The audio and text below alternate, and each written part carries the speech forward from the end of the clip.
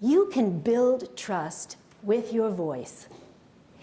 You can project a spirit of goodwill, even warmth, even in the most challenging business situations. You can borrow a technique that actors use. It's called endowment. First of all, why do actors use this technique? Well, let's take a classic case from the theater. Let's imagine that an actress needs to do a love scene with an actor whom in real life she dislikes.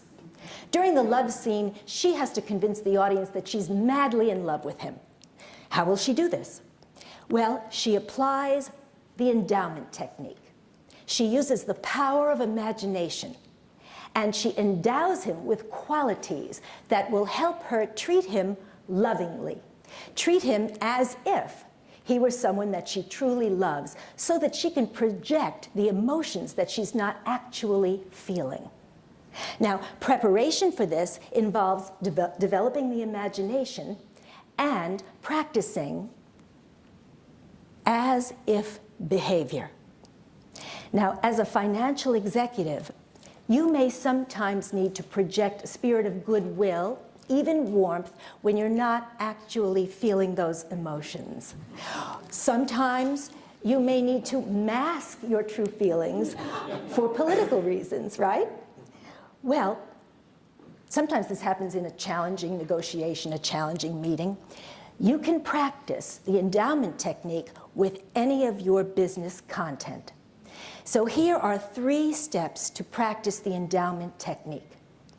Number 1, think of a person in your life, male, female, any age, living or not, in whose presence you feel or felt cared for, trusted, respected, and admired.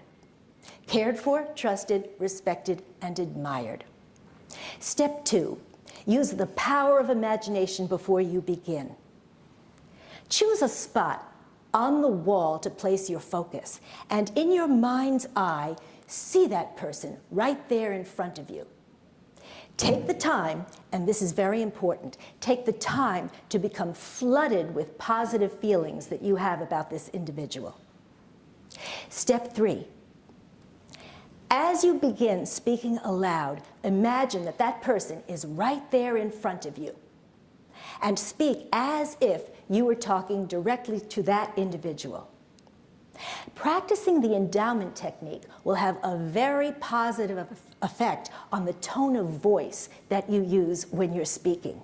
The more you practice with it, the easier it will be for you to project a spirit of goodwill and build trust with your voice. Now, the voice is a powerful tool to project authority when your ideas are connected smoothly. And one very appropriate goal is to minimize your use of fillers. What are fillers? So these words rarely add content. They're usually just a distraction for the listener. Well, you can practice minimizing your use of fillers with a technique that actors use when they're preparing to speak extemporaneously.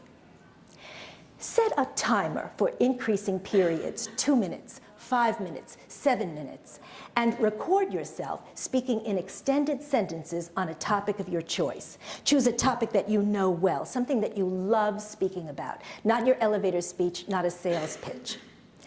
As you speak into the recorder, imagine that each word that comes from your mouth is connected to the next one, which is connected to the next one, which is connected to the next one, the way pearls are connected on a string of pearls. And when you feel the urge to use a filler, stop yourself, pause, and say that filler silently to yourself. When the timer rings, play back the recording, monitor yourself for fillers, and repeat the exercise. Now, when you start to feel comfortable with this exercise, you can increase the setting on the timer. 5 minutes, 10 minutes, 15 minutes, until you can speak for 20 minutes straight, extemporaneously, on new topics of your choice without the use of fillers. I guarantee when you rehearse this over time, you'll find that you are decreasing the number of fillers that you use, and you'll sound more confident and more authoritative.